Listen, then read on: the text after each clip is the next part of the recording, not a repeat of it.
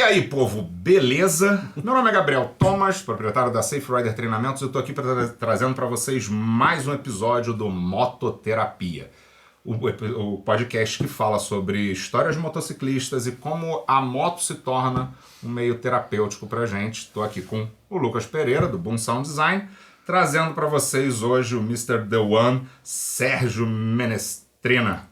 Acertou, né? Ah, sabia que eu ia conseguir acertar pelo menos. E é uma essa... coisa que eu vou dizer pra vocês, se eu tivesse trazido o meu crachá está errado. O meu crachá tá Manestrina, então parabéns. Obrigado, obrigado. Eu sempre soube que eu daria conta disso um dia na minha vida.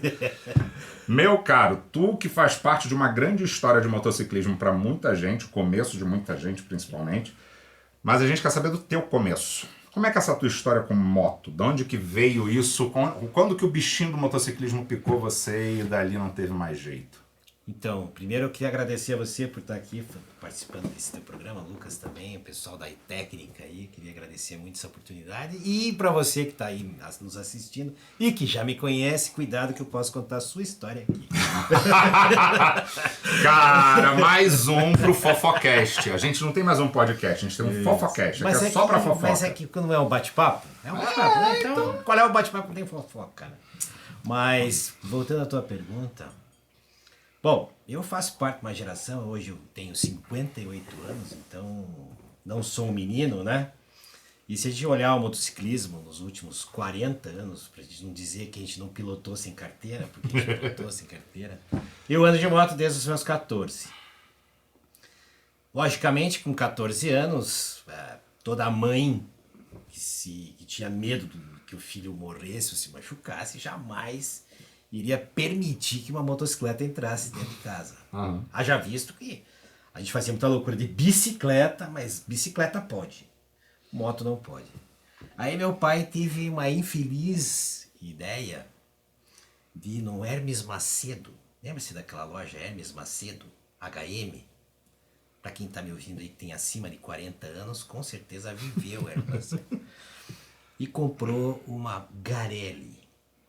Para quem não sabe, um ciclomotor que é concorrente da Mobilete, né? A Mobilete da Caloi e a Garelli vinha da Itália. Enfim. E comprou essa Garelli para mim, eu tinha 14 anos. Ali a coisa começou a ficar séria. E daí eu percebi que além de eu gostar de moto, porque aquilo foi uma descoberta, eu vi que eu tinha jeito para coisa. Porque a gente pegava uns amigos lá que tinham lá também motinho, tinha aquela setentinha da Honda com rodinha pequena. Uhum. Os caras não tinham jeito pro negócio, você via que era tudo meio Durango e eu tinha jeito pro negócio. E comecei a brincar com aquilo, e daí não tinha verão, não tinha inverno, não tinha chuva, não tinha nada, eu tava sempre montado em cima daquela Garelli. Minha mãe, coitada, ela tinha um problema na perna, não conseguia correr atrás de mim ou fazer alguma coisa nesse sentido. Meu pai, representante comercial, viajava por tudo que era canto. Nossa, ele tava sempre fora e te deu um problema. Não, ele me deu a solução, ele deu um problema pra minha mãe. Né? Ele me deu a solução. Enfim, aí aquela coisa foi andando e tal. E a gente foi crescendo, eu tinha uns amigos, nessa época eu morava no Alto da 15, né? Ali na José de Alencar. E tinha muita gurizada naquela época ali, o Alto da 15 estava se formando. Não era um bairro que tinha muita gente velha, assim como tem até hoje. Mas assim, era um bairro que estava enchendo de jovens, enfim. Então, tudo que era rua lá, você tinha amigos. E alguns mais abastados, outros menos. Mas sempre os mais ricos já tinham Honda, CG, Turuna, para quem não sabe, né? Uhum. E aí tinha um rapaz lá que era filho de um médico, e o rapaz tinha uma Turuna. Eu fiquei olhando para aquilo e falei, eu quero um negócio desse para mim. E aquela luta e aquela sempre pondo aquilo na cabeça. Quando completei 16 anos, meu pai fez a segunda merda. Puta. Ele não saiu de casa porque minha mãe não sabia andar, tipo, na perna, então ela não conseguia fugir dela. Mas meu pai me deu uma CG 125 que eu fui buscar lá na Cabral, na Alameda Cabral, que é uma concessionária tradicional aqui. E foi interessante porque naquela época a gente não tinha necessidade de ter capacete, né? Não era permitido andar sem capacete. Não era lei. E aí meu pai falou, olha, vamos buscar a tua moto no sábado. Pô, sexta-feira eu não dormi. Eu fiquei em claro, sexta-feira. Com 16 anos, né? Aí tá, sábado pela manhã eu tiro o velho da cama e falo, vamos buscar a moto.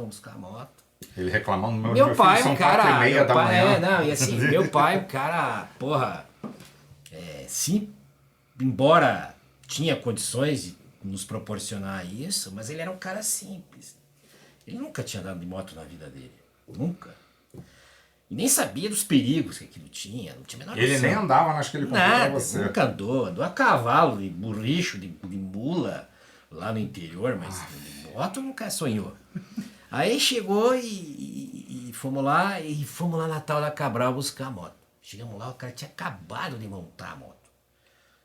Eu sei que eu enchi tanto o saco do cara na loja, o cara me disse, vai, que tá, chega, não quero mais te ver aqui. Leva esse E aí troço meu pra pai conversa, tinha um escritório ali no centro, eu falei assim, pai, isso aqui é uma carona? Olha a loucura, um velho de... Velho mesmo, porque naquela época ele tinha uns 50 anos. Mas mais novo que eu. 50 anos não, muito velho. Muito velho. Mais novo que eu. E aí eu falei, pai, isso aqui é uma carona, né? Ele falou assim, sabe que eu vou aproveitar, porque eu tô meio atrasado e tal. O bicho montou naquela moto. Foi a pior experiência que ele pode ter visto na vida, porque eu já arranquei a moto, já erguei a roda da frente, ele já quase caiu da moto. Sei que daqui a pouco ele agarrou na minha cintura e nós fomos ali pela André de Barros e tal, Nilocário e uma loucura. E ele largou. Quando eu parei a moto da frente do escritório, ele falou: Meu Deus do céu, eu não quero ver isso nunca na minha vida. E vai embora, só antes que eu desista. Aí foi lá e tal, enfim. Aí a gente começou a andar ali no bairro, né? Tinha aquela turminha. Que daí o que acontecia naquela época? Você tinha que impressionar as meninas, né? Tinha que dar aquela. Já tinha uma outra namoradinha que você levava a andar de moto. E aí fazia aquela famosa tatuagem, né? Nas panturrilhas das namoradas, porque elas encostavam sempre perto do escape. E assim, a vida era aquela. Aí passei no vestibular. Isso eu tinha 17 anos, quando passei no vestibular. Para quem não sabe, eu sou formado em biologia, né? Sério? Sim, sou um biólogo apartado. e fui formado em biologia. E me formei, me entrei na faculdade, e daí o que acontecia? Eu tinha 17 anos, eu não tinha carteira. Eu já estava naquela bagunça de andar de moto sem carteira desde os 14. Com 16 eu ganhei minha CG e andava por tudo. Quer chá? Não. Agora foi ele que escolheu o chá, não foi? E eu não peguei a xícara pra ele. O que é que você falou? O que menos dava sono, né? Pra todos eles que o chá não serviu pra você. Bom, aí peguei, 16 anos, quando eu ganhei essa CG, sempre tendo muito problema com a polícia, porque a gente vivia... É o que acontece quando você pilota a moto com menos de 18 anos. Exatamente, mas naquela época ninguém tinha juízo mesmo, enfim, era uma baderna total. Aí já veio, né, aquela lei que você tinha que ter um capacete e tal, e começou a dar um capacete no braço, enfim. E aí, mas pra... Tem que ter o capacete, não quer dizer que tem pra encurtar a conversa, eu comecei a ir pra faculdade de moto. E lá tinha os maloqueiros, né, cara? Tudo de moto também. Você se junta com quem? E os maloqueiros, os motociclistas. E aí começamos a ter uma saidinha aqui, uma saidinha ali e tal, enfim. Vou fazer 18 anos, como todo rapaz das antigamente, não é o caso dos de hoje, né? Com exceção do meu filho mais novo, que tá com essa mesma tendência de quando completar 18 anos ele vai estar na fila do Detran. Fui lá e fiz a carteira. E daí na época, para tirar a carteira, não tinha autoescola. Daí peguei um colega da faculdade que tinha uma XL 250, porque na minha época tinha categorias de carteira. A1, A2 e A3. Você já pode pilotar tudo. Peguei a XL 250, fiz o teste lá, passei e me habilitei. Nesse mesmo ano, fiz 18 anos e iríamos terminar a faculdade, o ano letivo, né, ali na PUC, que na época nem era PUC, era só a Universidade Católica do Paraná, era 10% que tem hoje. E combinamos uma viagem. Ali que começou a minha vida de verdade de motociclista. Porque até então a gente andava no bairro, fugindo da polícia, entrando dentro clandestinamente em qualquer portão aberto para fugir dos caras. Mas ali não, ali a gente ia fazer isso. Então vamos fazer uma expedição. Expedição. 4 amigos. 4 amigos. Eu, modéstia à parte, sempre fui um bom aluno. Nunca fui estudioso, mas eu sempre tive facilidade para estudar. Eu passei por média lá, não peguei nenhuma prova final e tal. E tinha sempre os atrasados, né? Mas os meus outros 3 amigos estavam todos fodidos. Mas nós tínhamos feito o roteiro da viagem, que era uma expedição Curitiba-Florianópolis, parando nas principais praias até chegar lá. Né? E então combinamos aqui, dia tal, sábado, nós vamos sair da frente da PUC, porque vocês, filha da puta, tem que fazer as provas final, ninguém vai poder sair, então vamos sair então vamos ter ali o bar do Kowalski, quem também tem acima de 40 anos lembra do bar do Kowalski, ali na frente da Católica, tinha a sinuquinha e tal, e eu vou ficar esperando você. Então eu tava lá enfileiradinho as motos, né? E ficamos lá fora esperando, até que todo mundo concluiu as provas, e montamos nas motos e fomos em direção à nossa expedição.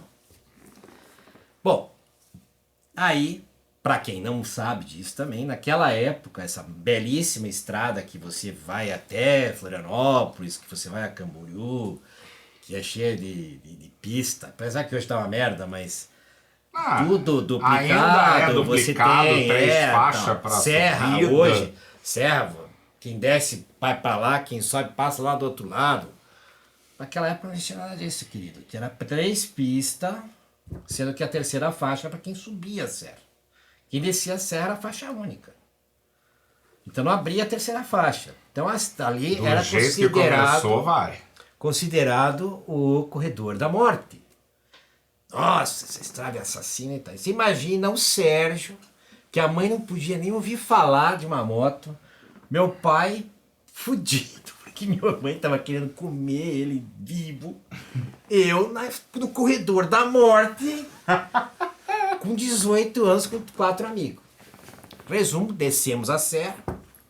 Primeira parada, Barra Velha. Barra Velha, entramos na cidade e tal. Gente naquela época, por mais que tivesse uma condiçãozinha um pouco melhor, né? Não era também filho de pai pobre, mãe pobre, mas a gente também não tinha grana também, não era assim. Marmitinha dentro da mochila, sambichinho e tal, paramos lá, fizemos um piquenique, vamos dizer assim, né? Em Barra Velha. Abasteceu o bucho. Abastecemos lá e tal, gasolina e tal, e pá. Primeira parada, Balneário Camboriú.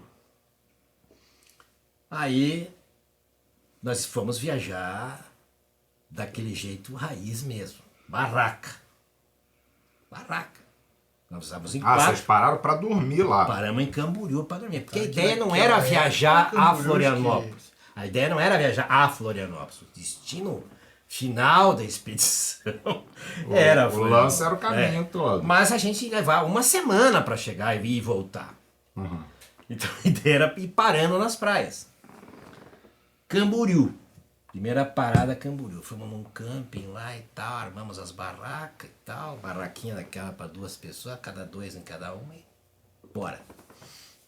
Naquela época, Camboriú era uma cidadezinha de merda, né? Eu tô só esperando a hora que ele vai falar, era tudo mato. Não era tanto, não. Mato eu vou contar pra vocês daqui a pouco a segunda parada. E aí era bicho feio mesmo. É que na minha cabeça, Camboriú cresceu agora. Mas há 40 anos ela era uma cidade pequena. Mas já era uma cidade. Era um balneário. Era um lugar. Tinha essa estrutura toda, nem se sonhava com isso. Ali já foi difícil porque as condições do camping já não eram das melhores, né?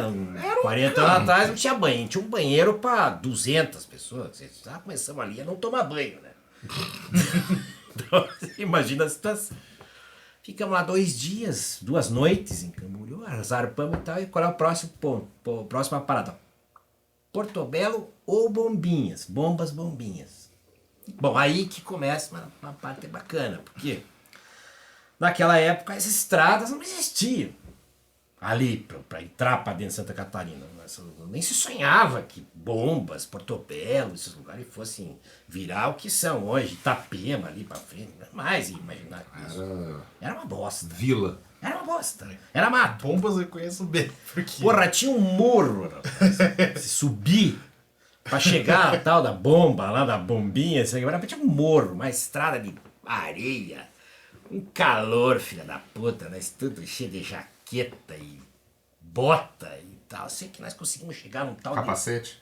Capacete. Não, e assim, o mais engraçado é que o capacete que eu usava existe até hoje. É aquele Induma. Capacete que os motoboy tem muito, capacete de plástico, que tinha uma... Bom, se procure depois aí... Induma? Induma, mas ele tem um outro fabricante, mas eu vou procurar aqui, depois eu acho o modelinho dele, tem até hoje. E, putz, nunca se imaginava que capacete servia para alguma coisa, a não ser atrapalhar a visão, né, atrapalhar o vento na cara, porque a gente não estava acostumado, mas enfim, ok. Cara, aquele morro, assim, chegamos lá, puta, chegamos no alto do morro, aquele visual maravilhoso, um camping do lado, camping Baleia Branca. Falei, é aqui mesmo nós vamos ficar. Camping mais ajeitado que o de Camboriú. Tinha 2 banheiros. Tinha 2. Só que daí começou a bosta, né? Porque daí despencou uma chuva e não parou mais. E aquela coisa, nós dentro da barraca, vai pro restaurante do campo, da barraca, vai pra barraca, e não saía daquilo. Sabe uma coisa, vamos embora dessa merda, vamos tocar o pau. Aí não tinha que subir o muro, tinha que descer. Mas você não tem noção, parecia que você estava na Transamazônica. Aqui. A bota afundava na canela, de barro, cara. Mas barro puro. E a piazada experiente, com 2 anos de motociclismo. Nossa, nós não sabia nada. Inclusive, eram 3. A minha CG, 2 Turuna e uma DT 180. O cara da DT ele era filho de fazendeiro, então ele tinha uma moto melhor, né? DT, você leva lama. Mas ele desceu de nós com a CG, ela tinha um caninho do respiro do óleo, da gasolina. Da gasolina. Porra, minha moto morria e não ligava mais porque tava barro no respiro. Nossa, dava bosta. Sei que descemos lá, porra, 3 dias sem dar notícia em casa, rapaz. Você imagina como é que tava a minha casa? Morreram os tetos. Paramos no primeiro telefone público. Paramos lá e tal, aí começamos a fazer a filinha entre nós pra ir ligar lá. Aí ligar pra casa e tal, e aí pesada, como é que é, né? Começou a zoeira, daí pegava pelota de barro e lenha, né? Pensa se deixou aquele telefone dos caras fudido. Olha os tipinhos que a gente traz. Barro por tudo. Mas continuávamos firmes ali. Bom, o negócio é o seguinte, vamos pra Florianópolis porque não tenho mais paciência, porque... Só chuva, lugar pequeno, não bora. vai dar certo. Chegamos em Florianópolis, na ponte, um vento naquele canal ali, rapaz, que não tinha. Nós de 125, a moto não ia, e quando ia pra cima da cerca, do guarda-rei. E nós ali naquela coisa, nós vamos morrer, né? Porque... Mas a inconsequência era maior. E aí foi, né? Fomos lá, chegamos em Florianópolis. Aí tinha um amigo meu lá, que era da turma lá, era ciclista. Eu corria de bicicleta. Tinha um amigo lá que tinha uma casa num balneário, Daniela. Foi a primeira vez que nós não tínhamos dormido numa barraca desde os últimos 4 dias, 5 dias. Tomaram banho? Até então não. Juro, gente, olha, foram de sábado a quarta sem banho, porque não tinha como tomar banho no clube. Jaqueta, calor, moto, chuva, foda-se. delícia. Sem te contar que o cara deu um chá em nós lá pra dar a chave da casa, ficamos o dia inteiro esperando ele dar a chave, ele deu o mapa, imagina que GPS pra chegar no Daniela. Porra, 40 anos atrás, a Balneário Daniela era um mato. Mato. Né? E a estrada também, que dava acesso para a Lagoa da Conceição, essas coisas, era muito precária, não era como é hoje, né? Sei que nós conseguimos chegar na casa do que ele nos deu lá umas 9 e pouco da noite. Né? Imagina, aí tinha os vizinhos, quando viu a gente chegando, pensei que era assaltante. Porque tava tudo deserto. Aí chega os 4 caras de moto, tentando abrir o portão. Enfim, fomos lá e... A imagem do cara de moto sempre foi dos bandidos. No estado que a gente tava, né? Só barro, só... Nossa Mas enfim. Aí ali foi a parte legal da viagem. A gente foi realmente turista, né? Porque a gente começou a passear de moto pela cidade. Lavamos as motos lá na Mangueira. Aí era rolezinho de cidade, você já tinha expertise. Ainda já tava mais tranquilo e aí foi. Sei que daí a gente cansou do negócio, porque quando a gente tem 18 anos a gente não tem muita parada, né? Então também voltamos antes do previsto, era para ir voltar no outro sábado. Eu sei que sexta-feira eu cheguei em Curitiba. Meu pai tinha tido uma diarreia de 5 dias do céu do banheiro. Minha mãe não olhou na minha cara, acho que um mês. Claro que... Enfim, sei que entre mortos e feridos a gente conseguiu fazer essa primeira expedição aí. E que pra gente que tinha 18 anos, realmente foi uma aventura gigante, né? Quando eu tava te falando agora há pouco aí atrás, não era comum você viajar de moto. Não tinha essa... Você não via nas estradas. Quando a gente ia lá pra Blumenau, que minha avó morava lá, quando ia aqui pra Canoinhas, pra Porto União, que era o lugar que a gente ia normalmente de férias, né? Visitar os parentes, você não via moto na estrada, não tinha esse hábito. Então, a gente realmente fez algo extremamente radical para uma piazada de 18 anos. Qual é o cara de 18 anos que hoje tem esse tipo de... não faz. Hoje a molecada de 18 anos não tem esse desprendimento, né? E viver naquelas condições horríveis, porque hoje você tem isso aqui. Você chega em qualquer lugar. E hoje você tem chuveiro. Tô brincando. Quente ainda, né? Boa. Não, mas essas histórias, essas viagens, esses perrengues são legais. Você tem algum perrengue histórico, assim, de ter ido pra estrada e... Não, perrengue não, porque como eu já te falei, né? Eu comecei a andar de moto nesse nível que a gente vê hoje, né? Harley Davidson, Triumph, essas coisas que a gente conseguiu ver desde o início dos anos 2000, que acho que foi onde a gente desenvolveu mais, né? Então eu não tive essa oportunidade naquela época. E depois que eu fiz, já tinha mais idade, nos anos 2000 para cá. E eu não tive... Meus filhos nasceram em 97, 2004, 2006. Então, uma parte dessa minha vida eu fiquei privado de poder fazer coisas mais, né? Então, assim, viagens mesmo e perrengues mesmo, assim, fudidos, não. Eu tenho as minhas histórias de quando eu era gurizão, que esses eram os meus perrengues, Não, mas com a polícia. Que eram os maiores que tinha. Quem não? Engraçado isso, Gabriel. Quando eu conto essas coisas para meus filhos, que tem um menino de 18, uma menina de 20 e um de 26. Olha o exemplo que vai dar. Não, eles não conseguem entender isso. Eles não conseguem imaginar isso. Não acontecer. faz sentido hoje em dia. E você falar que você... Puta, é chato falar isso, né? Mas você corromper alguém... Porque você está fora da lei, era uma coisa muito grave. Hoje em dia não se fala nisso. Década de 80, você mais velho, é uma referência ainda mais extrema, mas década de 90, quando eu comecei a andar de moto, pra gente a moto era só uma extensão da bicicleta, então não fazia sentido nem ter legislação para aquilo, porque era só uma bicicleta com motor. Você falou tudo. E capacete, quem que usa capacete? Nada disso fazia sentido. Nenhum. E era como, lógico, já existia toda a legislação, mas era como se fosse uma coisa muito aberta. Não era, mas era visto como muito aberto. Eu se obrigava, né? Eu com 14 anos, 13 anos, eu comecei a apaixonar pelo negócio. Na verdade, com 1 ano de idade já tinha foto em cima de moto. Mas com 14 anos eu pilotava, 15 anos eu pilotava e era aquele desespero. Não, a polícia não pode saber. Mas era a polícia não pode saber porque a ideia que se tinha era que iam encher o saco. Não se via aquilo como uma infração. Não. Era só porque iam brigar com meu pai e com a minha mãe. E eles tinham moto, eles nem sabiam, eles pegavam as motos. Gabriel, o mundo era inocente naquela época. Né? Se você parar pra pensar... E você tinha na cabeça, se eu ver um policial, eu tenho que pirulitar pelo meio do mato. Exatamente. Mas essa era uma inocência. Não tinha essa cabeça assim, nossa, o policial vai me prender, eu vou... Não, era só porque dentro daquilo que a gente aprendia, era uma coisa de moleque da bicicleta que só passou pra moto e não podia. E era uma coisa, era uma diversão, né?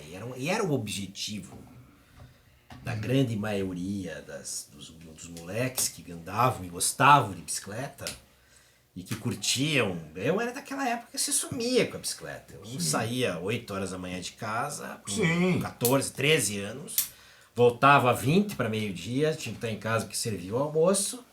1h30 eu estava desmontado na bicicleta, não, eu sumia, voltava às 6 horas. Desde que estivesse em casa no horário previsto. Ninguém queria saber. Dane-se. E era tudo muito tranquilo, tudo muito orgânico, né? Era fácil. Até a falta da informação ajudava as pessoas a fazer essas coisas.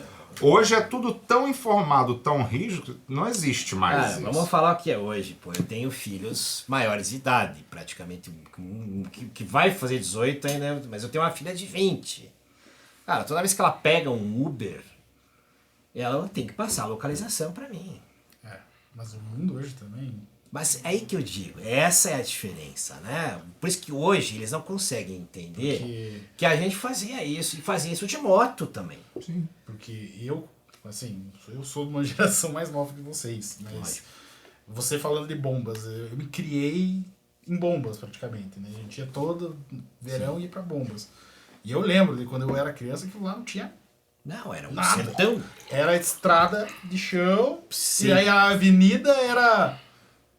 Até hoje é meio de paralelepípedo, assim. Sim, mas você entende que isso era uma expedição pra gente? Sim, mas isso a era uma gente- viagem longa. Mas eu lembro de ficar Era correndo uma lá. viagem complicada. Sim, não era tipo, vou ali em bombeiro. Não é. Não, vou ali nada. Você tinha De que carro você levava planejar. 7 horas pra chegar lá. Você tinha que planejar, você tinha que fazer. E era assim, não tinha infraestrutura. Tá? Não é essa história de camping. Tinha também, nada. não é só dureza. Sim. É que faz parte do aventura você fazer o acampamento. Porque ou você faz um passeio completamente legal, né? Interessante. Porque não, putz, você com 18 anos naquela época, você não queria saber de um hotel. Você não se preocupava. Não. Hoje você pega a gurizada de 18 anos e quer saber se tem internet. Se o hotel tem internet, se banheiro, Wi-Fi, comida. Não tô aqui generalizando, mas é a geração. Nós não tínhamos. Então, assim, não era só a vontade de fazer, mas é que não tinha mesmo. Se você fosse lá em Bombas, não tinha hotel. Era camping. Sim. E todo mundo só tô indo acampava. pra uma praia que tem o quê? Nada? Então, acampa, mas ué. cara, e era assim, era um lugar, eu me lembro que deu uma estiada assim na madrugada e todo mundo fudido, ninguém conseguia dormir porque era muita agitação e a gente estava vivendo um momento bacana, então ninguém dormia. Fora os roncos, né? Porque tinha o cara do teu lado roncando, você não acorda. Aí chegou uma hora que a gente foi sair andar na praia de madrugada. Porra, a lua maravilhosa, deu uma limpada no céu.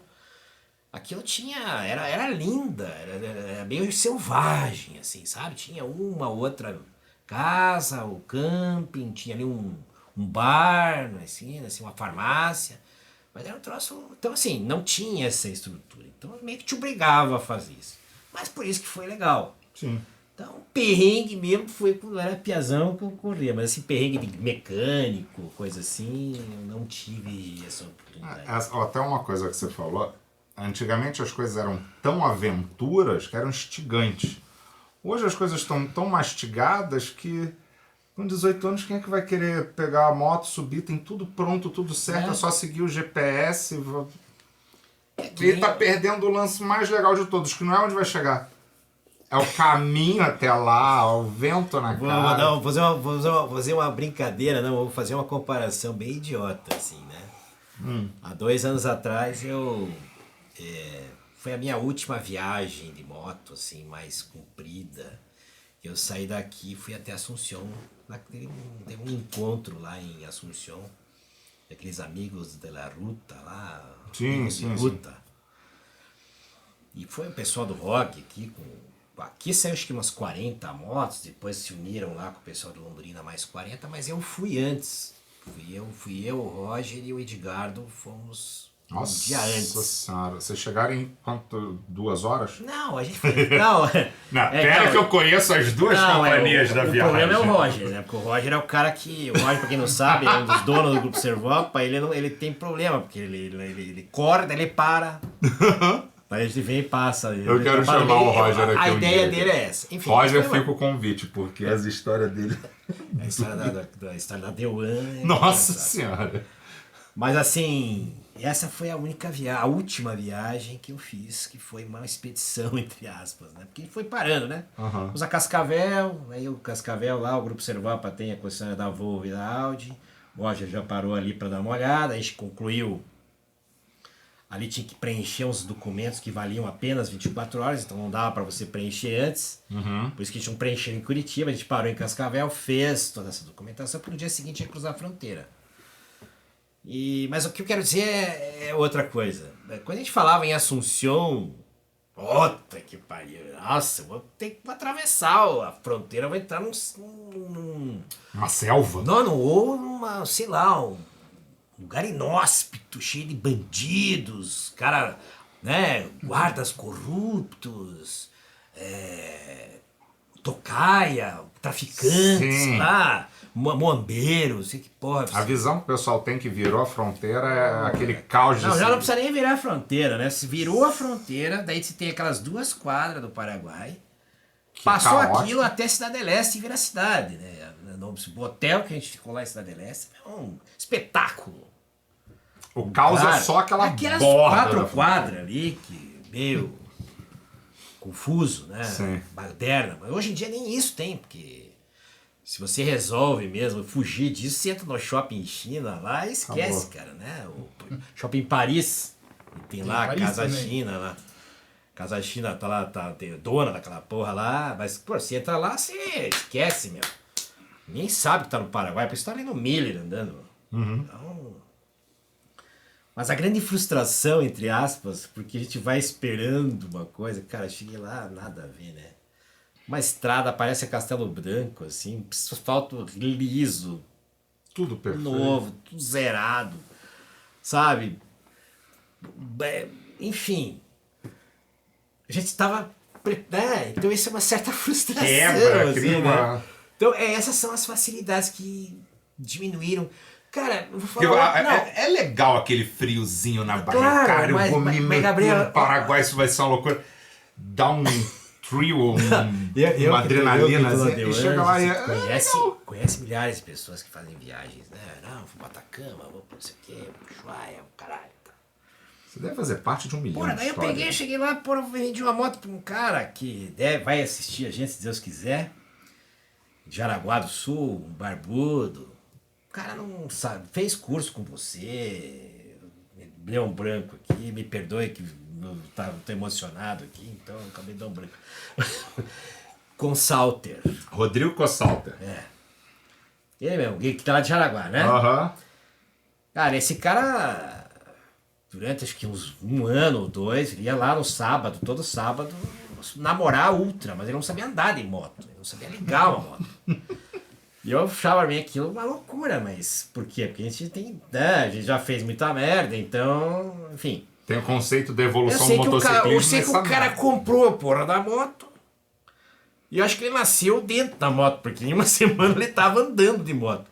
E assim, pra você que não sabe andar de moto, tá aqui o Gabriel que vai te ensinar perfeitamente. Eu sou testemunha viva disso. Eu sei que o cara pegou um cara... Isso também tem a ver com a vontade, né? O cara tava com tesão, né? De subir na moto e andar. E ele tem uma esposa maravilhosa também, que é extremamente compreensiva, né? Sim.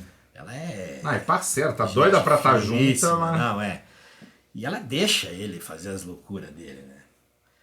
E eu sei que daí o cara começou a andar de moto, pra lá e pra cá, e vai pra cá, vai pra lá, daqui a pouco esses dias o cara falou, vou pra Atacama. Eu falei, o quê? Não, eu vou pra Atacama. Eu falei, tá bom, você vai pra Atacama. Aí ele chamou você lá, né? Deu umas aulas da estrada num sábado de tarde. Mas ele fez todos os cursos. Sim, mas daí esse dia ele foi Sim, fazer um sim, aquecimento. sim, com teve. você. Eu falei, esse cara vai daqui um mês e tá de volta. Cara, não deu uma semana ele tava lá na loja. Porra, pulando, saltitante. Mas por quê? Porque também isso tá fácil agora. Sim. Você falava nisso há anos atrás, era um cara sumia no mundo com lâmpada. Hoje não é mais. Ah, tem os seus desafios, Sim. tem umas dinâmicas, é um lugar mais complicado. A gente tem ali tanta dinâmica do... No caso dele, o que complicou mais não foram nem os 47 malditos, foi que teve uma ponte que caiu Isso. e ele... Mas o cara fez até os malditos. Ele fez os cenários mais complicados. Porra, ó, mas ainda bem, assim, parabéns. esse universo de complicações que é digno de, pô, mandou bem pra cacete. Caralho. Mas o que a gente tinha de rodovias antigamente é outro cenário. Não, mas lá na América, né? Se você falar Brasil, já era um... Pegar o Chile, E pra uma Argentina... Patagônia, um fim do mundo. Puta, é um perrengue, né? Sim. Hoje até isso tá mais tranquilo. Então, Mas veja. eu acho que isso é convidativo, né? Se você for ver. Sim. Porque, que nem se falar, se você pegar, sei lá, quando eu era criança, eu olhava, o cara tem uma moto grande, moto grande, 300 cilindradas. Sim. Hoje, cara... Hoje acho que as é mais- motos que vencem esses obstáculos estão mais acessíveis. Quase, assim, se for ver, moto hoje é um veículo muito mais acessível do que o carro.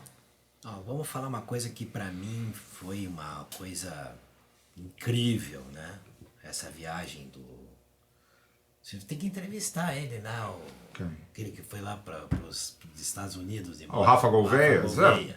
Eu vou nem falar mais de Rafa Gouveia aqui, porque ele tá o arrumando a casa a dele lá. história- mas- Cara, história dele é eu maravilhosa. acompanhei a viagem dele quase que inteira. Só não acompanhava em dias que eu não via as publicações dele ou por alguma razão. Mas, cara, ele realmente fez uma viagem mais fodida do mundo.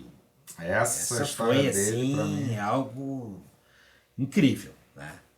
E ele realmente mostrou que é uma dificuldade fazer. Ele fechou os extremos norte e sul, né? Não, ele é Ele absurdo. fez o extremo norte e sul e ainda fez América Leste-Oeste, que te E completa. sem a ajuda de alguma empresa de filmagem aí, né? Porque Sim. aquele lá, o Long Way Up, né? Ah. Que o cara sai da Patagônia, Você viu isso lá do Ushuaia e vai parar em Los Angeles.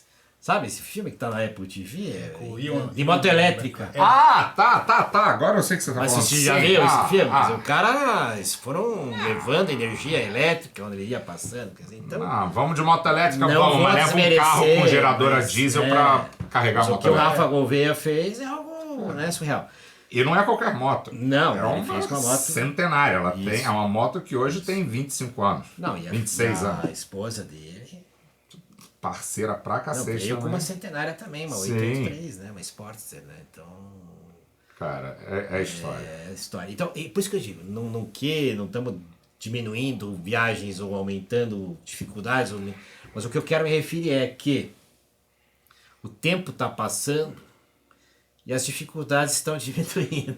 Sim. Então, assim, tá começando a ficar fácil. Então, isso também tira um pouco do romantismo, mas tudo bem, vamos Mas lá. aí A ideia é abre viajar. caminho para outras histórias que Isso. você fazer, por exemplo, quero fazer uma viagem só dentro do Brasil. Você pode eu fiz recente para Praia Grande. Por estradas alternativas. Não, Praia Grande, a fronteira ali de Rio Grande do Sul e Santa Catarina. Sim. Cara, minha mulher falou pra mim, amor, vamos pra Praia Grande voar de balão. Era aniversário dela, achei maravilhosa a ideia, vamos, conta comigo e tal. Só que como é ela que gosta de planejar as coisas, deixa ela planejar tudo. Sim. E na minha cabeça, Praia Grande era uma praia. Não era? E Santa Catarina é o estado vizinho, aqui é do lado. Ela só não me contou que Praia Grande era no interior, embaixo dos canyons, na divisa com o Rio Grande do Sul. E eu saí de casa e me preparei para andar de moto 2 horas. Foram acho que 8 horas de viagem até lá. E chega lá, estamos aqui, vamos fazer uma coisa fora do padrão, fazer aventura. peguei a Harley e fui pros canyons. E são estradas que É só você. não capaz são de- estradas. Mas São... é só você é capaz de fazer isso. Cara, é quem gosta de curtir o perrengue que se curtia antigamente. Esse é que é o ponto. Antigamente esses perrengues era qualquer coisa que você vai fazer, são esses perrengues. Sim. Hoje tem É as natural, facilidades, mas se você gosta de um perrengue desse, tem onde... Oh! É o prato cheio, né? Tem um monte de lugar legal pra ir. Que é o que eu te falo, é exatamente isso que tem que começar a acontecer no cenário motociclístico na minha cabeça, né? Começar a documentar isso de forma que faça com que outras pessoas tenham essa oportunidade de fazer o que você fez. E tem uma porrada de gente que não tem nem noção Que dá pra fazer. que dá pra fazer e que vai evoluir. O próprio Consulter é um cara que vai Nossa, daqui a um a pouco tempo experiência ele vai dele com tá, essas viagens. né? Se você pegar aquele voando do jeito que ele tá, em pouquíssimo tempo ele vai estar. A gente tem aí o lado, aí eu vou fazer uma meia propaganda aqui, apesar de não ser o momento da propaganda, mas antigamente você aprendia na sequência da bicicleta e era um processo, a gente pulou a tua história, porque a tua história começou, beleza, primeiro foi a Garelli, depois, que era uma bicicleta, né? que não deixa de ser uma bicicleta. Tinha pedal pra fazer pegar. Garelli levou muito tempo para entender, porque no Rio é mais, até onde eu conheço a história, é mais comum a Caloi do que a Garelli. Aí todo mundo falava Garelli, concorrente da Caloi que a gente chama. Exatamente. Aí você foi da Garelli para CG e depois você passou por um universo de motos. Ah, sim. E essa evolução da Garelli para CG subiu 100 cilindradas, nem 100 cilindradas, né? Subiu porque era 50. cinquentinha e 125. Aí você vai subindo e vai quebrando a cara tentando aprender isso. Era um processo muito longo até a pessoa se sentir à vontade de encarar um também, desafio. Gabriel, tem uma coisa que a gente não pode esquecer, que nesse período, diferente de hoje, que a indústria, né, motociclista, de motocicletas, assim como as de automóveis, caminhões e anyway, elas têm uma velocidade muito grande de construir coisas e de se aprimorar coisas. Isso também tinha no passado, dentro das devidas proporções, mas não tinha acesso ao Brasil.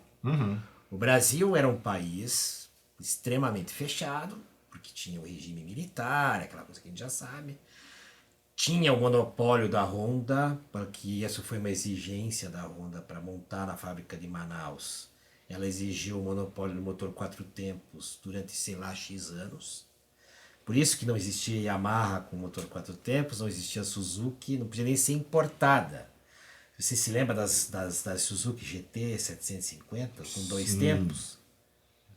Que encebavam as meninas que não usavam capacete com aquele óleo 2 tempos, aquela fumaceira? Era até meio a Viúva Negra, RD 350. Eram Era motos isso que maravilhosas, tinha. mas era só o que tinha aí. Não evoluía. Sim. O cara tem uma CB 400 naquela época, que era uma moto que já te permitia ir para a estrada, ela te dava uma certa segurança para ultrapassar, para você fazer alguma coisinha um pouquinho, levar uma bagagem, levar um garupa sem a moto sofrer. Porra, cara, você tinha que trabalhar 10 anos e não tinha financiamento, não tinha... Cara, ou você comprava no consórcio, daí no consórcio te entregava, era no dinheiro. Então era difícil de você evoluir, né?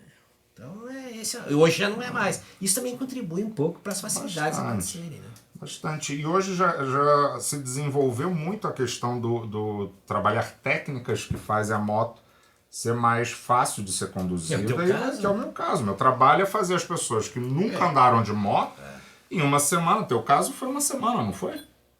Uma semana ou duas a gente já estava na estrada. Minha primeira moto foi uma Ducati de 800 cilindradas. Pois é, então... Então aí está exatamente o que nós estamos comentando aqui. Essa evolução se tornou muito rápida, o ambiente muito mais propício a se desbravar. Sim. E aí a coisa tá muito mais tranquila. Mas isso não tira o mérito das histórias loucas que a gente tem tirado. Não, é que eu te falo, era mais puro, né? Era mais... Por mais que a gente não fosse aquele motociclista que cozinhava na estrada, então chegamos a esse ponto. Faz um rally para atravessar lugares eu não vivi inóspitos. essa época e sou honesto dizer, não tenho vocação para isso. Mas eu sou bem prático. Mas assim, não tira o mérito de tudo aquilo que a gente viveu. Sim. Né? E que hoje Alguns ainda procuram essa aventura, como é o caso do Rafa. Como tem outros, veja, tudo bem que o cara tava com uma moto de última geração, mas o cara saiu lá da Polônia, chegou na Alemanha, embarcou a moto, desceu aqui na América do Sul e passou lá na D1 para fazer a revisão da moto, uma Panamérica. Sei lá da Europa e assim, tipo, uma semana depois, ele tava em Salvador.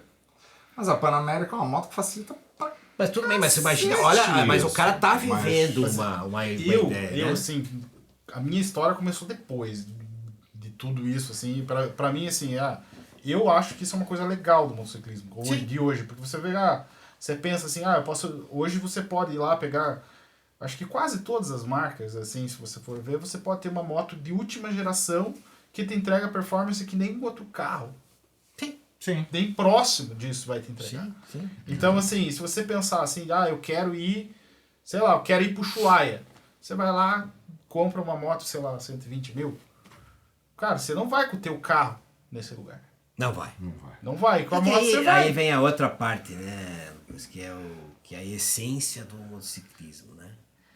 O motociclismo como razão de existência é justamente aquilo que o carro não proporciona, que é a liberdade, né? Se você parar para pensar, o único veículo que você hoje se sente absolutamente livre e você sente a emoção, e que antigamente a gente tinha ainda mais a emoção do vento na cara, que todo mundo, quem teve essa época, não esquece jamais.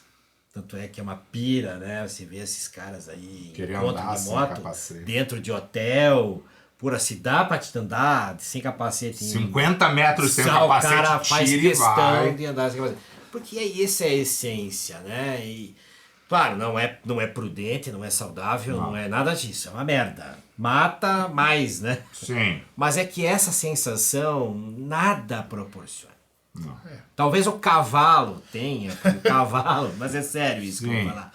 O cavalo, quem já andou a cavalo, quem sabe, já viveu essa experiência, o cavalo dá uma sensação até mais legal que a moto. Sim. Porque daí você está montado em algo vivo, que tem reações próprias. Não é você que está no comando, você até tá, né? Se ele deixar, né? Você vai perceber que você...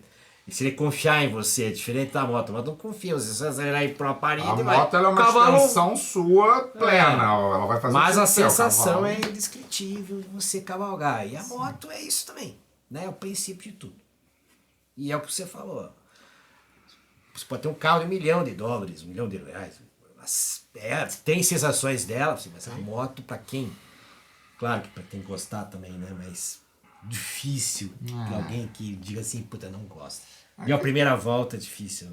O carro, para te dar uma sensação muito uau, ou é pelo luxo, mas... ou é porque você andou numa velocidade absurda e velocidade autódromo. Mas aí isso é uma coisa muito fechada. Agora você pegar e ir... Agora você pegar e ir pro mundo de moto...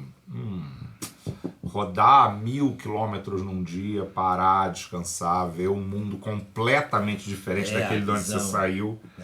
E ver essa transição, a diferença que eu vejo na moto. Você tá viajando, você sai, por exemplo, uma coisa que eu faço bastante, do Rio para cá e daqui para o Rio, você vai pegando a transição do ambiente, que são a mata no teu entorno, é completamente diferente, incrível, as paisagens, o estilo da vegetação, das construções. Isso, né? E você vai vendo isso. No carro você só tá vendo Você sente o cheiro também. De carro, você tá ligado na música, você tá ligado no carro, você tá ligado na conversa. A moto você sente tudo. Mesmo que a moto seja com 1 bilhão de coisas te estruturando, te protegendo. Você ainda tá ali vivenciando aquilo. E eu acho que a moto tem mais uma coisa, assim, falando até de Harley, que tem uma coisa que tem muito a ver, é que o carro ele não te veste. As pessoas compram carros lá, se você olhar todos os fabricantes hoje é muito homogêneo, assim. Sim. Todos querem te vender um SUV. Agora a moto... É a moda, né? É a moda. Já a moto não. Você pode ver que cada fabricante tem o seu estilo, tem a pessoa target, completamente diferente. Eu acho a sua personalidade. E eu acho que isso hoje é uma coisa que não tinha tanto antes. Não. Hoje está muito mais abrangente. Assim. Mas porque eles não tinham oferta. Sim, hoje eu tenho alunos, eu tenho uma aluna que gosta de um estilo mais esportivo, ela tem lá a moto dela, é uma MV Augusta 800, maravilhosa. É a primeira moto dela. Ela pode, vestiu ela, é o que ela sente. Eu tenho alunos com Harley Big Trail e Harley das mais clássicas, como primeira moto, que é o que veste a pessoa. Você vai ter, esse daqui tem uma Ducati de plástico, que eu não vou fazer mais bullying com ele hoje, que eu tô com dó. A minha não Mas é é... Tem Tá bom, duas Mas não. assim, e é uma coisa engraçada também que a gente percebe, que agora falando um pouco desse nosso mundo aí, do qual eu faço parte hoje, que daí eu já vou contar rapidinho a minha conexão com isso, mas falando de marca, né, de estilo, a própria Harley Davidson, ela é um passo, normalmente, na vida do motociclista. Você tem quantos anos, Lucas? 34. Você ainda está vivendo a jovialidade, a adrenalina no nível máximo. Quando você tiver 48, você já não vai mais querer isso, salvo você seja um cara fissurado nisso. Porque eu tenho aqui, aconteceu isso comigo fazem 2 finais de semana atrás. Tenho um amigo meu que faz, né, não começou comigo, ele era amigo da minha esposa na época lá, mas ele sempre gostou de velocidade. Sempre andou de bike. E já teve até alguns perrengues, um ou outro acidente um pouquinho mais sério, mas nunca desistiu. Pô, de repente, outro dia, toca no meu celular no Messenger ali, no WhatsApp. Porra, Sergião, você tá na loja? Eu falei, tô sim, né? O nome dele é Neves. Vou até mandar ele ver teu canal aí. Ora, eu queria dar uma olhada nas Harley aí e tal. Eu falei, pô, mas o que tá acontecendo, né? Cara, não, eu vou aí depois te conto. Eu falei, não, pois é, já tô mais de idade, já tô com... Deve ter uns 45, não tem 50 anos. Mas já tá vendo o motociclismo de sob outro ângulo, que é o ângulo do passeio, da curtição, sim, que é o aspecto Harley Davidson de ser, que não é o Big Trail, tá? O cara fala, Big Trail também. Não é. A Big Trail te tira muito mais, exige muito mais concentração do que até a própria bike se estiver num off-road mesmo, porque o off-road te derruba. Sem que você imagine. A esportiva, você tem um risco calculado. Você já sabe, a inclinação da curva. Tudo bem, vai pegar uma areia, um óleo. Mas você sabe onde você vai entrar, você sabe onde você vai sair na curva, né? Mas o Big Trail, o cara tá lá, de pé. Naquela noite lá, caiu um troço na estrada lá, você é surpreendido. Sim. Então não é turismo. Abriu uma valeta, eu tava vendo um vídeo ontem, abriu a valeta, engoliu a moto inteira do cara no meio da pista. Pois é. Então é o que eu falo. Aí entra essa fase que aí que eu vou dizer. Você começa a ver o motociclismo também numa outra fase. E isso presenciei assim, nesses meus 9 anos de trabalho na The One, eu vi muita gente partir para isso. Como uma evolução. Eu tenho amigos, assim, inclusive ducatistas, que passaram a mesma coisa. Eu tenho um amigo que tem hoje uma 1198S, que é uma esportiva mais analógica da Ducati, mas também já teve uma V-Rod. Eu tenho outro amigo que também é ducatista, também tem uma V-Rod. Então, eu realmente acho que... Eu não me vejo. Porque Nem eu. Hoje. Nem eu. Mas quando eu tinha... Nos anos 2000, eu tinha uma Kawasaki Ninja ZX6. Harley, primeiro que era assim, qual era a visão que se tinha de Harley? Uma moto velha. Eu já não tenho essa visão, mas... Quem você conhecia que tinha Harley, o cara tinha uma traquitana lá, que ele pegou lá de alguém, um motor Panhead, uma Evo 94, 90... isso que era o... 1980, 70 e pouco. Era uma ou outra. Eu lembro, eu pegando um álbum de foto antigas minhas, álbum de foto, não no computador. Aquela coisa analógica do álbum de foto, que eu frequentava muito encontro de moto. E sempre tinha a foto da Harley Davidson que apareceu no encontro, que era tipo... alguém trouxe uma Harley Davidson pra cá, Isso. que coisa. Era um mito, né? Era um mito. O resto era, tipo, ou era uma coisa E sambada. quando você via alguém com uma Harley, era aquilo que eu achei. O cara pegou uma moto sucata, fodida, arrumou e tava andando em Harley. Era isso que você via na década de 70. Porque era tudo importado, tava na mão de pouquíssimas pessoas isso, né? Então a gente não se via em Harley, a gente não cresceu vendo isso.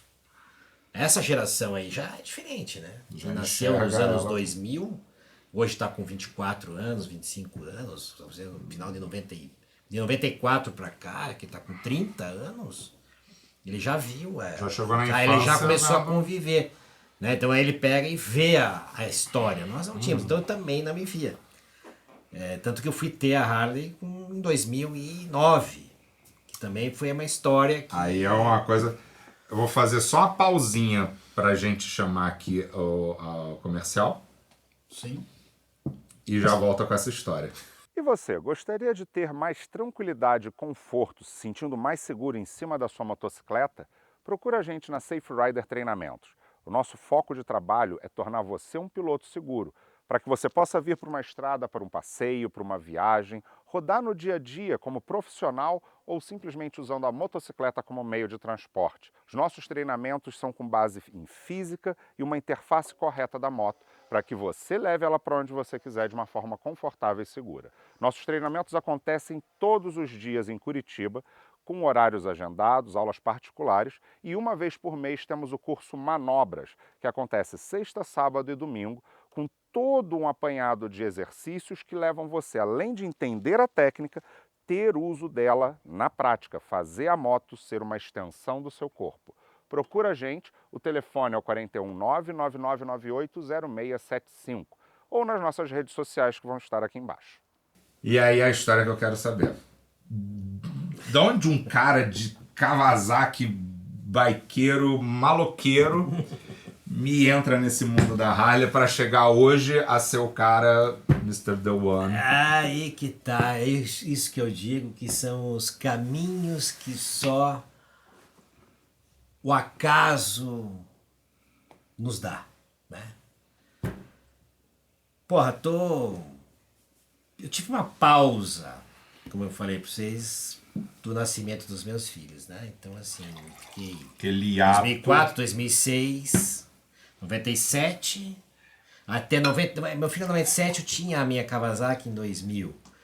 Mas, enfim, em 2000 eu já estava separado desse casamento, meu filho tinha ficado com a minha esposa, minha ex-mulher. Então não dá para contar muito, né? Criou um hiatozinho. Daí eu fiquei de 2000 a 2007, 2008, só curtindo.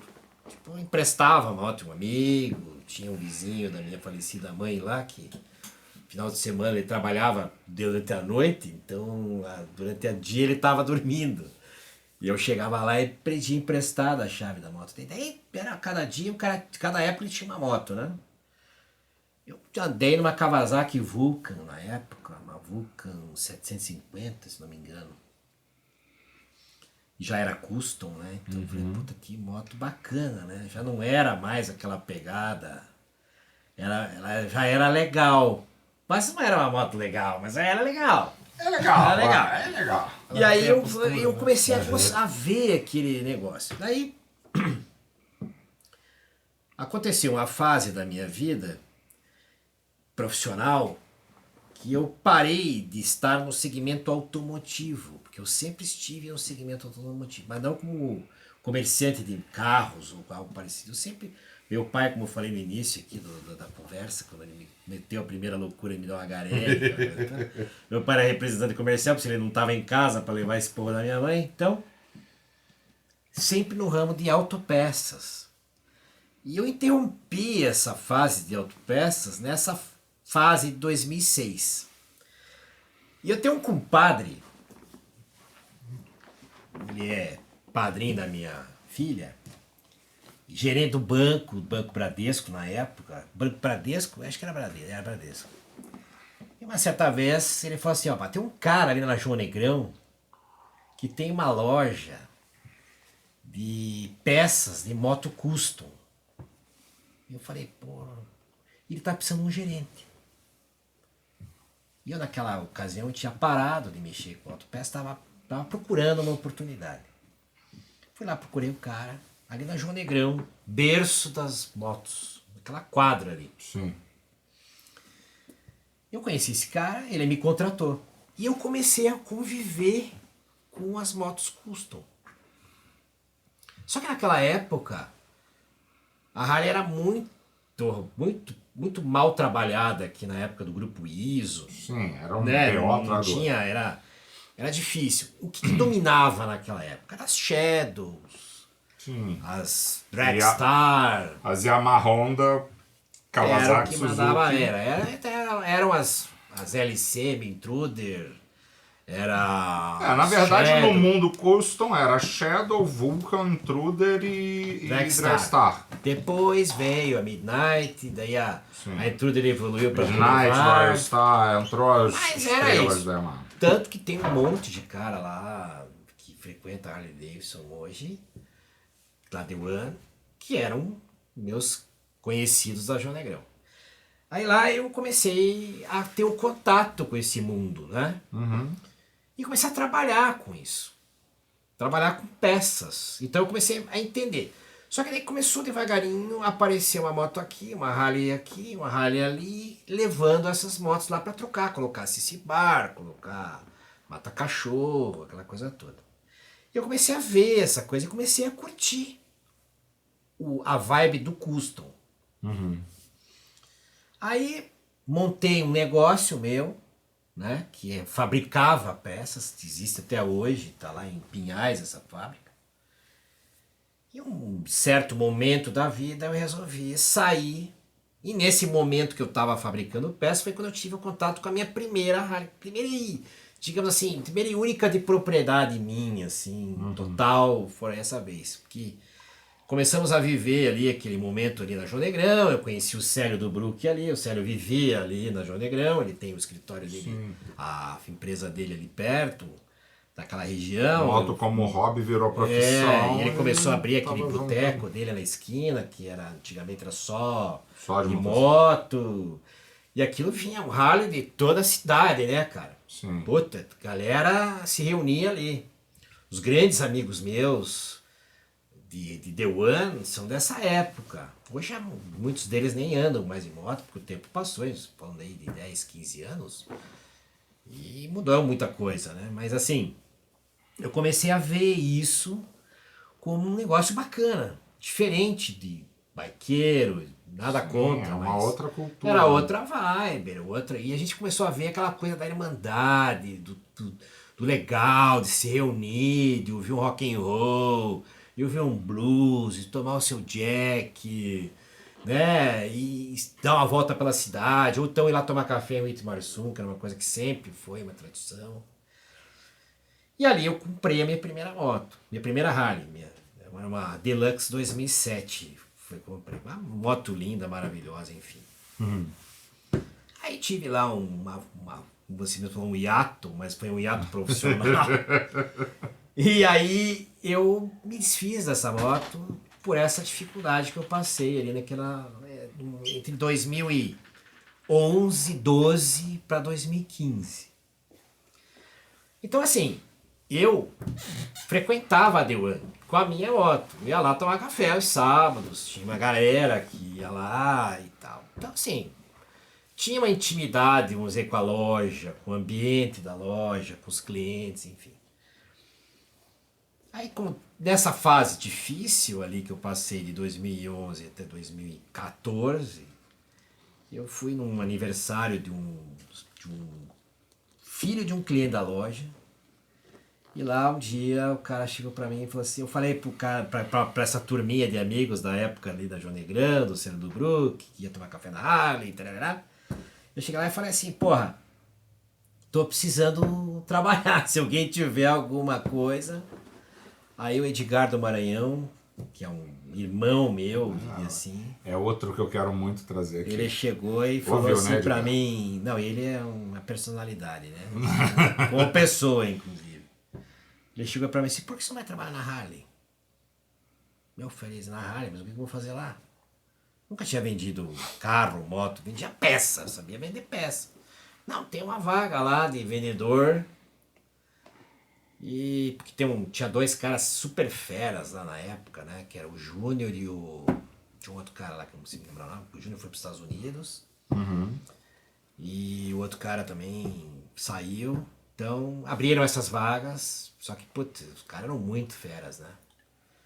Bons, vendiam bem. Então, era uma tradição, né? Eu fui lá trabalhar como vendedor em 13 de agosto de 2015.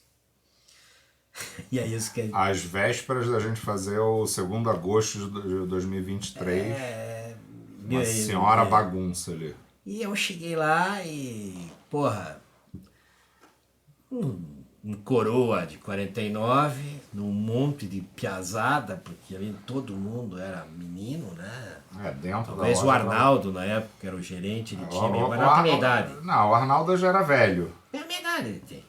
Então. Ele tinha a minha idade. Eu tô zoando. Não, ele já era velho. Então ele já era velho mesmo. Não, porque o Arnaldo, E continua velho. o Arnaldo com cabelo grisalho desde sempre, a gente zoa, não tem jeito. Não, mas ele era velho e ele continua velho. Porque...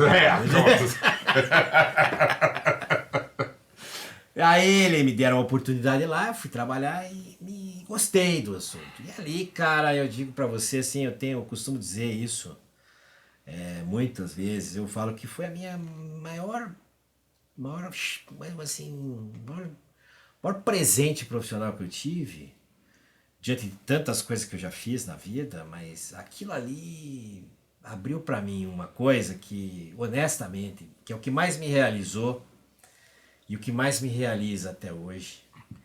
Hoje menos, porque como eu não vendo mais, eu estou nesse cargo de gestão, você fica um pouco afastado daquela emoção, né? Mas uma das coisas que eu mais gostava de fazer e que honestamente fiz bem feito foi vender moto, porque eu, com toda essa vivência maluca que a gente já falou aqui nessas horas aí, isso trouxe para mim uma coisa assim, puta, eu quero que você tenha essa experiência também, entendeu? Quero que você seja feliz também, eu quero que você curta isso, né? É tipo passar adiante um bastão do poder, assim, vai ser feliz com esse negócio. Não, e assim, né, Gabriel, pô, pra quem é pai, o que a gente gosta, né? O que a gente curte muito? É falar pro filho coisas que fizeram bem e as coisas que não fizeram tão bem, para que você faça as melhores escolhas possíveis na tua vida.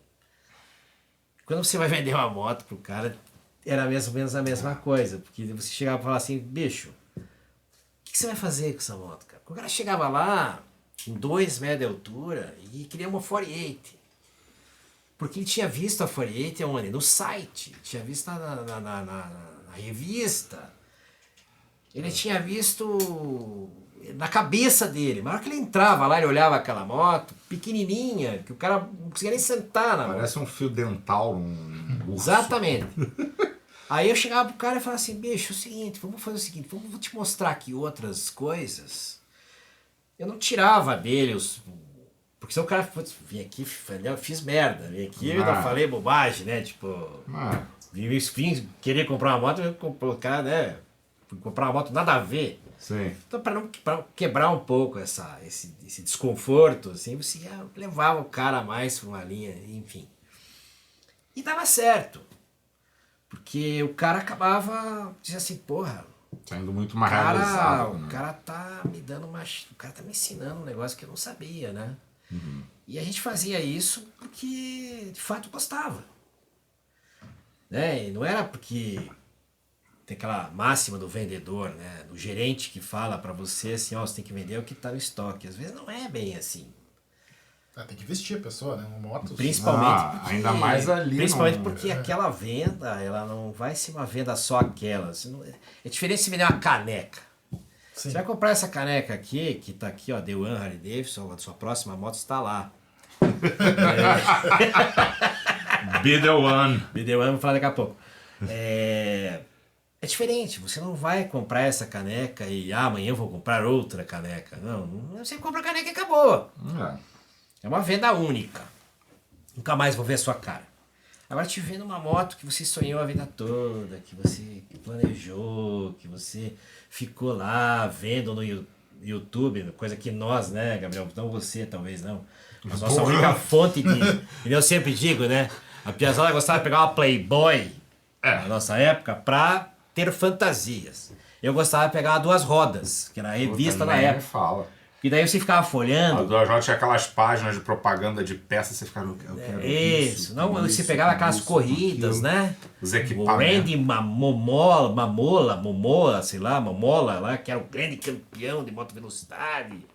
Tinha os caras, porra, você ficava sonhando com aquilo. Então o cara passou tempão lá no YouTube, olhando a tal da 48, a tal da Iron, a tal da coisa. Você vai lá e vende o troço errado pro cara. O cara vai odiar você, vai odiar a moto e vai se odiar. Acabou, nunca mais. Então essa era a ideia, era vender a moto certa pro cara. Perder um pouco de tempo pra fazer uma terapia com o cara, pra ele dizer assim, abre seu coração e fala pra mim o que você quer, vamos lá. Mototerapia começa com o vendedor da moto. Não, nem sempre, pode começar o moto terror, dependendo do vendedor. Mas, cara, de novo, façam terapia. Moto é terapêutico. E vendedor de moto não é Evite terapeuta. o Rivotril. Evite o Rivotril. Compre uma moto.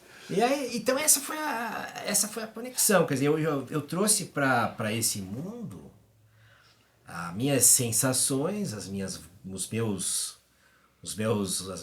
emoções, vamos dizer assim, com a moto, que é lá de trás, lá no purismo, lá. Nunca fui um ralheiro de raiz, aquele cara que tem como ídolo lá os caras lá do Easy Rider, não tem nada a ver, nem vi esse filme e pretendo não vê-lo. Porque na verdade é uma ideia muito torta, Easy Rider, né? Então, assim, não é, mas as pessoas têm aquela cultura, né? Nossa, Born to be One, né? Steppenwolf e tudo mais.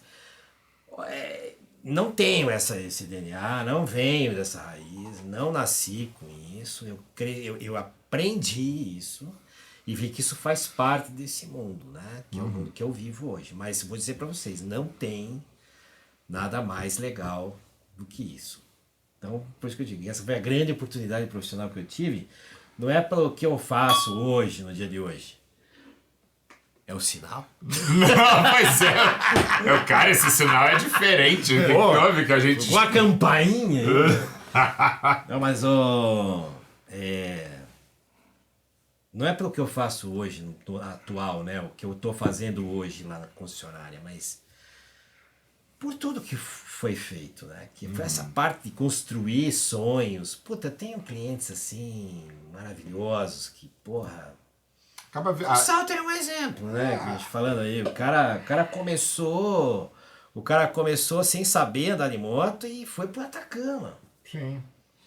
Eu entrei para o mundo Harley em 2000, piloto esse ano fazem 30 anos. Não tanto tempo, mas 30 anos. Esse piloto tem alto estilo, né? Eu não, né? Eu há 30 anos piloto moto, há 12 anos eu entrei pro mundinho da Harley. Quando eu entrei pro mundinho da Harley, na minha cabeça, eu tinha uma visão muito doida, né? Eu tava mudando algumas histórias da minha vida e passei na frente da concessionária, cara, eu acho que um dia eu vou trabalhar aí dentro. E não era para trabalhar ali dentro, mas eu gostava do negócio, era tão legal. E eu na época tava procurando trabalho, cara, podia trabalhar aí, né? Eu nunca trabalhei, mas não saí mais daquele lugar. Sim, eu te conheci lá, né? Sim, eu entrei lá, cara, menor expectativa de nada, de repente virou família. Sim. Eu só fui sair de lá, eu entrei pro ROG em 2012, foi em 2023 a primeira vez que eu não estava mais sendo parte do ROG. Então, você via, aquilo ali te abraça, é impressionante. E digo mais, tá? A gente está falando aí de essas catástrofes horríveis que estão acontecendo no Rio Grande do Sul, né? Jamais vistas. Só para ilustrar como esse episódio ele é atemporal, a gente está falando aqui, a gente está hoje em 7 de maio de 2024, a gente teve catástrofes terríveis agora. Exatamente, você vê como é a filosofia da Irmandade, do ROG, e não só do ROG, toda a galera que anda de moto, principalmente de Harley, né? Se mobilizando, fazendo... Sim. Cara, Quando o Grupo Servopa resolveu fazer uma arrecadação como instituição, o ROG já estava 2 dias antes fazendo isso. Então, assim, se você vê as pessoas, essa preocupação em estar presente em todos esses cenários, isso vem da história, né? Se você parar para olhar, o americano, né? O que o americano ele é? Ele é um americano, ele é um patriota acima de tudo, né? E o que é bom pro americano? O que é bom para ele? Então ele se preocupa muito com o país, com a democracia, enfim, com todas essas coisas. A Harley tem esse DNA e ela transmite isso, que você procura sempre proporcionar para os teus amigos, para os teus irmãos, para a tua comunidade, de algo realmente. Por isso que vê tanta filantropia com grupos de Harley, né? O motociclismo, no geral, atrai um pouco isso, porque quem vive moto vive uma exposição que faz ter essa visão de que, pô, se vê o outro passando um perrengue, tem aquela, cara, eu já passei por perrengue, eu vou lá ajudar, e para e ajuda. Isso no meio Harley acaba tendo um pouco mais, porque é um meio onde as pessoas fazem isso com um prazer maior do que só obrigação. Sim. Subir na moto para ir voltar ao trabalho e tal. Hoje, tanto os próprios códigos bikers de cumprimentar essas coisas, você vê em motos nesse meio, né? A Harley é a mãe dessa história toda, mas você vê isso em várias marcas, pela questão da vivência da moto com viagens, com prazer, com tudo mais. Você vê isso em todos os segmentos, não tanto naquela pessoa que só vê a moto como tipo meio de transporte.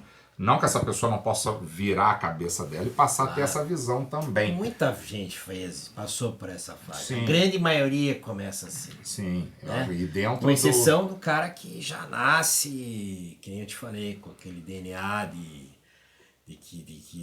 Harley, porque eu vi lá o fulano, o Beltrano, a história da Harley que impressiona. Tem gente que tem tem aquele sonho, né? Mas a grande maioria das pessoas começa com meio de transporte. Sim. Eu quero algo mais barato, que eu economize, que eu tenha mobilidade, enfim. Mas a grande maioria. E aí a pessoa descobre, pô, pera, mas isso aqui não é só isso. É o tempo que vai mostrando para ela esse lado. Exatamente. E a Harley acaba sendo onde a gente quer chegar com essa história, né? Exatamente. Eu falo pela minha experiência, apesar de eu gostar de todas as marcas, de todas as motos. Já me perguntaram aqui uma vez, qual moto você teria? Cara, tem limite financeiro? Não. Todas. Todas. É porque todas elas são legais, né? Sim, mas cara, essa paixão é velha pra Harley. Enfim. É que nem diz, né? Que a gente que eu volto a falar, tocar nesse assunto. Quando a gente era lá atrás, não tinha contato com isso, era um mundo que não tinha. Então você tinha que gostar do que tinha. Isso fez com que você aprendesse a gostar realmente de tudo. Sim.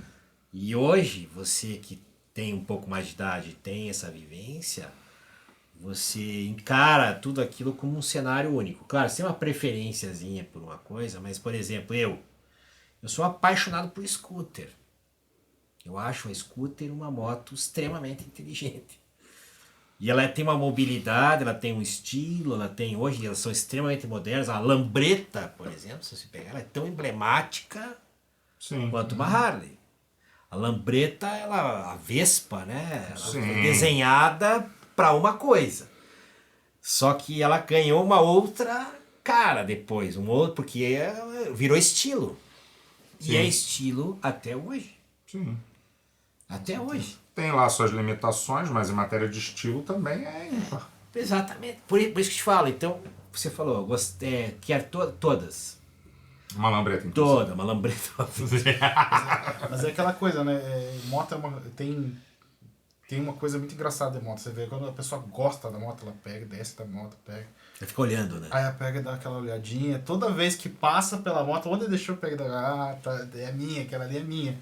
E fica com aquela pira, assim. E isso acontece com todas as marcas, né? Isso acontece com moto, a não ser que você compre uma Ferrari, né? Uma Porsche, daí você É. vai olhar pro seu carro, mas Mas é dificilmente- muito diferente da pessoa. Comprei um carro. Ah, que carro você comprou? Sei lá. Comprei um... É legal também. É legal, mas daí sua paixão. perde a graça Mas rapidinho. a moto é né? mais, a moto tem moto mais você apelo. pode ter aquela mesma moto faz 10 anos. A para minha pra moto pensar. polaca é a mesma moto que eu tenho praticamente, pode-se dizer, tem um hiato ali no meio de uma azul, mas era também igual. A mesma moto há 10 anos. E eu paro da moto, é meu meio de transporte. Eu só tenho ela 24 horas de moto. Tudo que eu faço é de moto. Tudo que eu vou sair no mercado, eu vou com a polaca. Eu vou levar a guria pro colégio, eu vou na polaca. Vou passear com meu filho, eu vou na polaca. Vou pegar... Tudo é em cima da mesma moto. E eu ainda olho, Fred. Você tá enxuta aí. Nossa. Cara. Mas é isso mesmo, é isso mesmo. Então, como é que eu vou dizer? É uma coisa meio inexplicável, né? Uma coisa meio inexplicável esse fascínio. E isso não é uma coisa de velhinho, terceira idade, jovem. Não. Você pode ver crianças recém-nascidas, assim, de tá com seus 2 aninhos. Puta, quando vê uma moto, você vê, elas já ficam vibrantes, porque é uma coisa que chama atenção. Aquela coisa, né? Vou te falar, vou pegar pra não esticar muito. Vou pegar os últimos 2 cursos que eu tive. A gente faz um curso por mês. Nos últimos 2 meses, eu tive 5 alunos com menos de 20 anos treinando a primeira moto, apaixonado por uma Harley Davidson Ultra. A moto do tiozão de ir pra estrada. Porque é isso que eu falo também, impressiona. 18 anos. E depois ele vê você 2 de 17. vendo você começando- fazer isso. Você que eu falo que não é um cara idoso, tá longe disso, mas tem habilidade, mostra que aquilo é possível. Eu falo isso para vocês aí que estão ouvindo aí, gente. O Gabriel, ele é de fato, não é porque é meu amigo, não é por nada, não, mas ele te passa uma outra visão. Tem uma historinha rápida com ele, que quando eu me tornei gerente, a primeira coisa que chegou para eu usar era uma Road Glide Limited, né? Um caminhão, que eu até falava para minha mulher em casa. Falei, que porra que eu vou ter que andar com essa moto, porque não é a moto. Eu gostava de andar com uma Sport Glide que tinha lá, eu não ia andar nunca que eu ia andar com aquilo, mas aquilo era uma questão de honra, né? Como é que eu ia chegar lá num passeio do ROG com uma moto menor? E dizer, pô, o cara aí... O cargo máximo com a moto mínima. Vou ter que aprender, né? Aí a moto chegou, eu liguei pra ele, falei, Gabriel, preciso pelo menos umas 2 horinhas aí. E você, muito gentilmente, me levou lá no centro cívico, me deu 2 horas, eu saí de lá, pilotando com uma bicicleta, e nunca mais parei daí. Porque eu achava, aí eu não tinha vontade mais de andar na Fat Boy, não tinha vontade, porque eu já tinha aprendido com isso. Então, é isso também, sabe, Gabriel? Você vê o que é possível. Sim. Não é um mito, um dogma, um troço Não, intransponível. tem técnica, dominou, né? foi. Isso também ajuda muito. Por isso que eu falo para você que está aí e está curtindo esse podcast, não tenha medo, não existe limites. Você é o seu próprio limite, ou seja, existe solução para tudo. O Gabriel é a solução para você que tá com cagaço de andar com uma Harley Davidson. Boa. Pra gente fechar, só porque eu tô curioso, você falou já umas 3 vezes, o que é esse Be The One? Então aqui, ó, pessoal, eu vou dar essa caneca aqui pra esse casal, aliás, não é um casal, né? Eita, já! É a segunda piadinha hoje. Não, eu vou, é que agora hoje eu tenho em que dia- cortar. não, corta logo essa relação Então, aqui, que eu vou dar essa já levei caneca até aqui, na garupa. Vou dar essa caneca aqui pro pessoal aqui, porque é o seguinte, olha só. Eu vou falar isso pra você que já é frequentador da The One, já é cliente, e pra você também que não é cliente, mas qual é o grande problema e qual é o grande, como é que eu diria assim, slogan, né, hoje da Harley Davidson? É relacionamento, é irmandade, é amizade, é respeito, sei lá, tudo que se relaciona ao mundo que vivemos, né? E hoje o que é que acontece? Você vê no marketing moderno, aí, marketing de relacionamento, marketing, enfim, anyway. Só que ninguém aplica isso, né? E você percebe que hoje o relacionamento é que dita se você vai continuar comigo ou não vai. Hoje você tem tanta informação, você tem tantas oportunidades, diferente da época, que a gente já falou, já cansamos de falar aqui das nossas perrengues e dificuldades do passado. Hoje você tem infinitas possibilidades. Aí ainda mais, se você não tem, se você quer fugir inclusive do teu local, você tem o Mercado Livre, você tem eBay, Amazon, você compra o que você quiser, em qualquer lugar do mundo. Então o que diferencia você é o teu relacionamento. Vou dar um exemplo para vocês. Eu viajo todo mês para Londrina de avião. E a única companhia que faz Curitiba-Londrina é a Azul, né? Não tem nada a ver, a companhia é ótima, tá tudo certo. Mas a gente viaja com um avião meio precário lá, que é um ATR, aquela que a gente chama de Kombi de asa, né? Então não é um voo agradável, né? Que é o avião que o Chico conta que é o que ele pilotava. É um avião seguro e tudo mais, mas é desconfortável, é pequenininho. As poltronas são apertadas, sentado do lado do Gabriel, eu ali do lado do Gabriel vou viajar assim, porque ele é um cara grande, né? Então, O Lucas já quer ficar com sono. é uma viagem. Não fique. É só uma viagem. E é só uma hipótese, tá?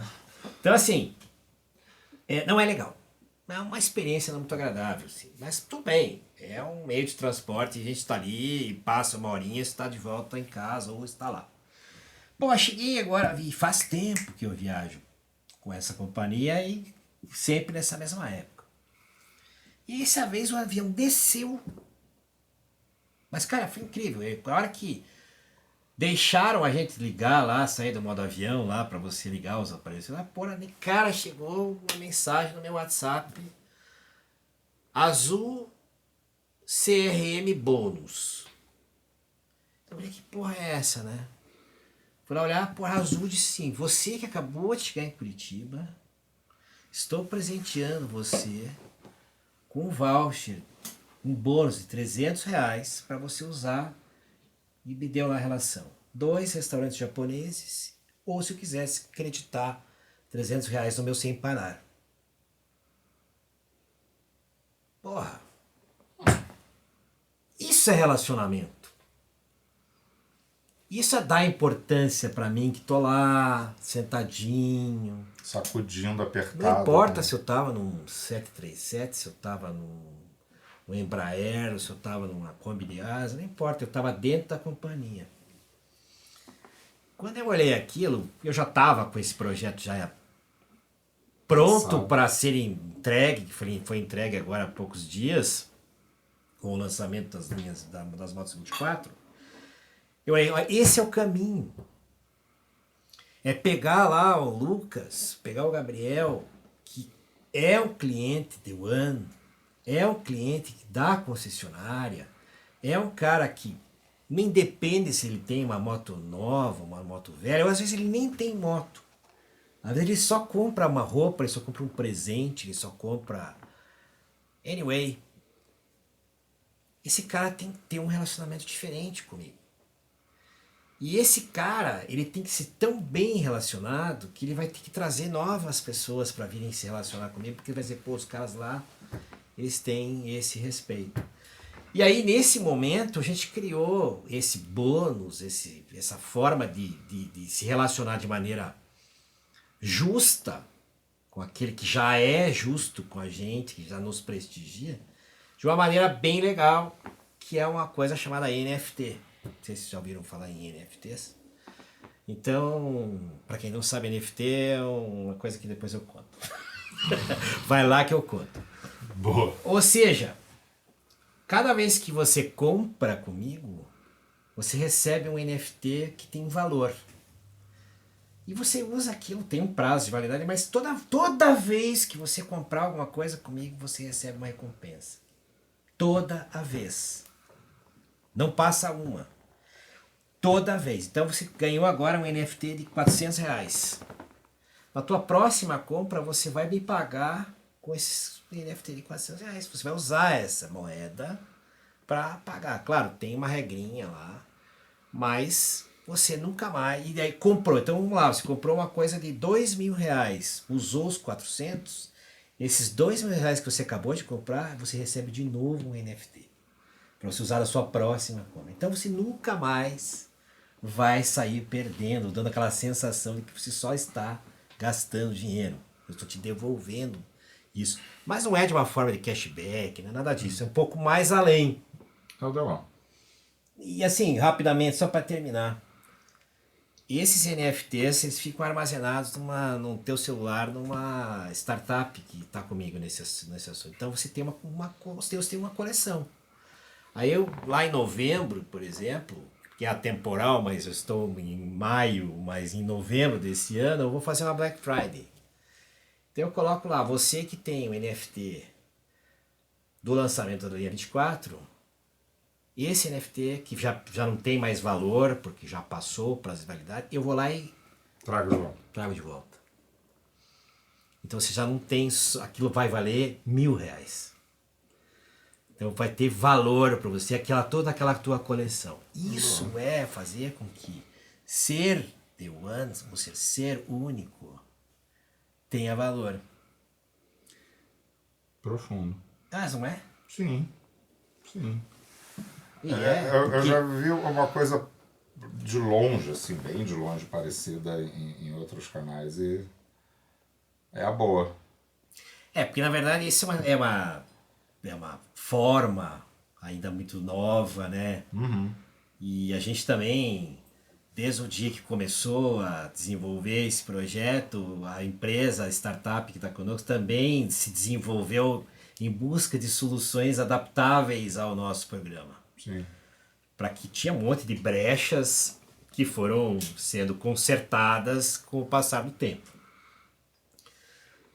Isso vai evoluir muito, porque daqui a pouco você já vai estar em collabs, né? Ou seja, o meu NFT vai valer um café no Starbucks. O meu NFT vai valer um ingresso de cinema no Cinemark. O meu NFT vai valer um ingresso pro Eric Clapton na Baixada, entendeu? É isso que vai começar a funcionar. Então, a ideia é o Be The One, ele quer trazer você que está aí, que compra coisa comigo, que nos prestigia, tenha valor, Boa. tenha recompensas. É isso que a gente quer fazer. E isso é novo, tá, Gabriel? É inovador e a gente vai tentar desenvolver isso de maneira bacana. Obrigado por esse espaço, para poder falar um pouco sobre isso, mas é bem bacana. Toda sorte, projeto que decole. Que bom. Cara, é bom acompanhar você. Eu, de certa forma, vi você chegando na The One. Sim. Eu já estava lá, ainda brinquei contigo quando você chegou. Brinquei falando sério, mas Sim. Eu entendo que você entendeu que eu tinha essa visão de que aquilo era a minha segunda casa. É ainda. E se você está chegando aqui, eu quero saber quais são as suas intenções aqui com a minha segunda casa. Você estava entrando de vendedor. Não, e você cara, sabe, né, Gabriel? E assim a nossa sinergia, né, nossa vida de negócios e de relacionamento, não vamos rasgar seda aqui, mas você é um inovador, você eu diria que seria um precursor, um fundador, desse estilo de coisas. Isso o motociclismo ele sempre precisou disso, isso desenvolve. Eu sempre falo, estamos vivendo aí uma era do coaching, né? Já até passou um pouco, mas hoje já não é mais tanto, mas se usa muito isso, né? Você é um coaching de motociclistas. Você inspira, você tira o medo, você gera identificação, você dá autoconfiança. Porque você é de fato um cara que tem esse tipo de coisa. Então eu admiro o teu trabalho. E eu sempre falei, você sempre foi um parceiro, não pessoal, mas sempre foi um parceiro da The One, né? A gente sempre trocou figurinhas e continua. E vou dizer pra você, cara, que quer comprar uma moto, fala comigo, que eu vou te dar 2 horas de aula com meu amigo aqui, presente. Oh. Eu vou pagar para ele, isso, a aula não vai ser de graça, tá? Só vai ser um prejuízo. Mas você que tá aí, que tá com medo de andar de moto, fala comigo. Esse cara manja bem mesmo. Ele realmente transforma. Isso está registrado atemporal. Atemporal. Nem que acabe um dia o podcast, ou eu não estou mais na Alemanha, ou ele não exista mais na Safe Ride, isso está registrado. O Lucas vai mostrar para quem vier. Tá registrado. Ou alguém vai Boa. mostrar. Maravilha, meu querido. Obrigado por ter vindo aqui Rapaz, eu conversar que com a gente, agradeço. contar a tua história. Foi um prazer te receber aqui. Tudo tranquilo? Fechamos a conta? Fechamos Gente, a conta. Obrigado, maravilha. galera. Beijo grande pra vocês. Até a Beijo. próxima. Valeu.